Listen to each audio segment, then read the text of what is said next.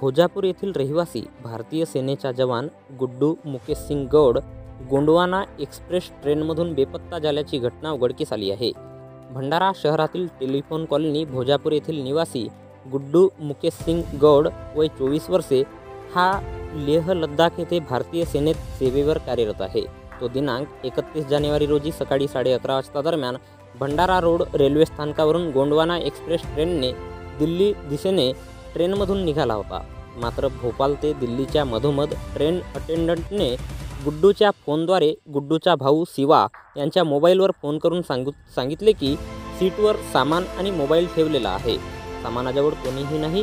त्यानंतर गुड्डूच्या कुटुंबियांनी गुड्डूच्या army unit Leh Ladakh येथील अधिकारी यांना बेपत्ता असल्याबाबतची माहिती फोनद्वारे दिली। भोपाळ ते दिल्लीच्या दरम्यान गुड्डू गौड बेपत्ता झाल्याची घटना घडलेली आहे।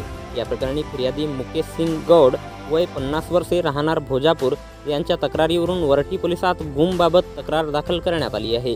बेपत्ता असलेल्या भारतीय सेनेचा जवान गुड्डू यांनी अंगात निळ्या रंगाचा लाइनिंग असलेला शर्ट आणि निळ्या रंगाचा पॅन्ट घातलेला असून गुड्डू गौड यांच्याबद्दल माहिती मिळाल्यास कुटुंबियांशी किंवा वरठी पोलिसांशी संपर्क साधावे असे आवाहन करण्यात आले आहे।